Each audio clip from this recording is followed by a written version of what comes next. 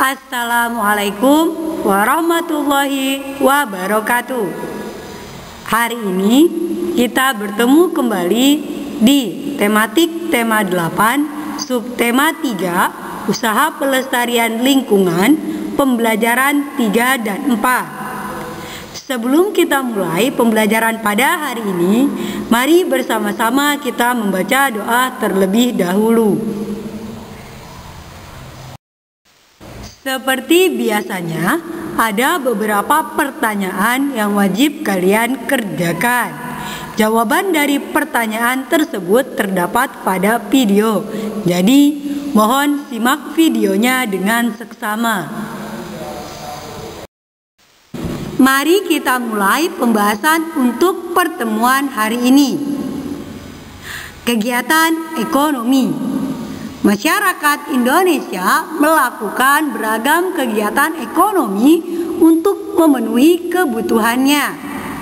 Kegiatan ekonomi tersebut antara lain, yang pertama adalah produksi. Produksi adalah kegiatan mengolah bahan mentah menjadi bahan setengah jadi atau barang jadi. Orang yang melakukan kegiatan produksi disebut produsen. Yang kedua, distribusi. Distribusi adalah kegiatan menyalurkan hasil produksi barang dan jasa kepada konsumen. Orang yang melakukan kegiatan distribusi disebut distributor. Yang ketiga, konsumsi. Konsumsi adalah kegiatan memanfaatkan dan menggunakan hasil produksi untuk memenuhi kebutuhan hidup. Setiap kegiatan ekonomi memiliki pengaruh terhadap kesejahteraan masyarakat. Kegiatan produksi membutuhkan pekerja untuk mengolah bahan mentah menjadi bahan setengah jadi atau barang jadi. Oleh karena itu, para produsen membutuhkan pekerja sehingga membuka lapangan pekerjaan. Pembukaan lapangan pekerjaan dapat mengurangi jumlah pengangguran di lingkungan sekitar. Kegiatan distribusi membantu masyarakat di semua daerah memenuhi kebutuhan hidupnya. Distribusi memeratakan hasil produksi di wilayah tertentu kepada para konsumen di seluruh wilayah.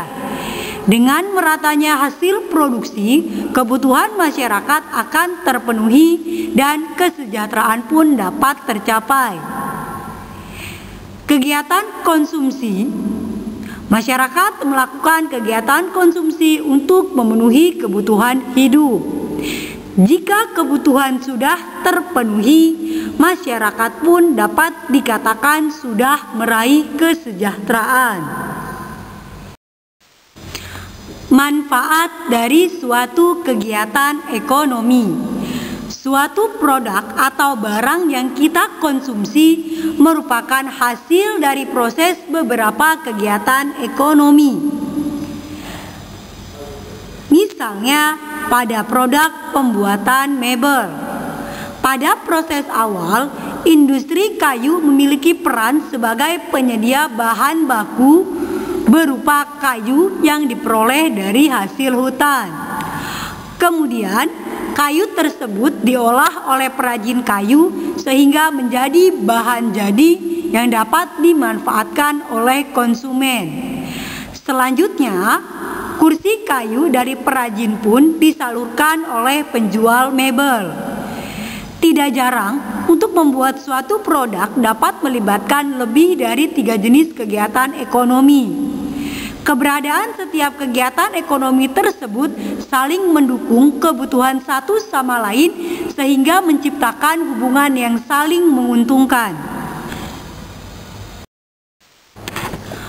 Menyampaikan peristiwa melalui peta pikiran. Kita sudah mempelajari cara membuat peta pikiran dari teks non-fiksi. Peta pikiran membantu mengefisienkan penggunaan waktu dalam mempelajari suatu informasi. Hal ini disebabkan karena metode ini dapat menyajikan gambaran menyeluruh atas suatu hal dalam waktu yang lebih singkat. Berikut hal-hal yang perlu diperhatikan saat membuat peta pikiran. Yang pertama, buatlah judul atau tema yang berada di pusat peta pikiran. Yang kedua, dari tema utama akan muncul tema-tema turunan yang masih berkaitan dengan tema utama. Yang ketiga, cari hubungan antara setiap tema dan tandai dengan garis, warna, atau spidol. Yang keempat, gunakan huruf besar untuk dapat mendorong kita menuliskan poin-poin penting saja di peta pikiran. Berikut merupakan contoh peta pikiran.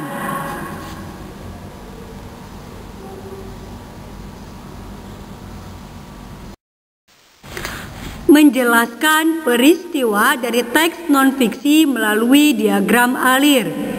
Untuk menjelaskan peristiwa penting dalam teks non-fiksi, kamu juga dapat menggunakan diagram alir. Isi kolom pada diagram alir dapat berupa ringkasan. Ringkasan adalah intisari sebuah teks. Saat menjelaskan peristiwa dari teks, kamu hanya perlu meringkas isi teks dengan cara mencatat informasi penting yang kamu temukan. Informasi penting tersebut biasanya disampaikan melalui gagasan pokok pada setiap paragraf. Dalam meringkas, urutan setiap peristiwa pada teks harus sesuai dengan isi teks sebenarnya. Setelah selesai meringkas, masukkan ringkasan tersebut ke dalam kolom-kolom yang sesuai pada diagram alir. Menjelaskan manfaat dari keberagaman jenis usaha dalam masyarakat. Berbagai jenis usaha atau kegiatan ekonomi dilakukan manusia untuk memenuhi kebutuhan hidupnya. Di Indonesia, keberagaman jenis usaha atau kegiatan ekonomi masyarakat dipengaruhi oleh beberapa faktor. Antara lain, kondisi geografis Indonesia yang beragam, penyebaran sumber daya alam yang tidak merata, serta kebutuhan masyarakat dalam kehidupan sehari-harinya. Keberagaman jenis usaha di Indonesia memberikan manfaat bagi masyarakatnya, karena setiap daerah dapat saling melengkapi kebutuhan masing-masing. Perbedaan jenis usaha mendorong masyarakat untuk dapat saling bekerja sama sehingga dapat memberikan keuntungan bagi banyak pihak. Untuk menjalankan usaha, setiap jenis usaha memerlukan orang lain agar usaha tersebut dapat tetap beroperasi. Untuk menjaga hubungan tersebut tetap berlangsung, maka setiap orang harus membina hubungan baik satu sama lain. Hal ini dapat dilakukan dengan cara menghargai pekerjaan orang lain. Berikut merupakan contoh cara menghargai usaha atau pekerjaan orang lain. Yang pertama, membayar ongkos angkutan umum sesuai aturan yang berlaku. Yang kedua, membayar upah pegawai tepat waktu. Yang ketiga, memberikan penghargaan atas pekerjaan atau usaha orang lain dengan mengucapkan pujian atau terima kasih.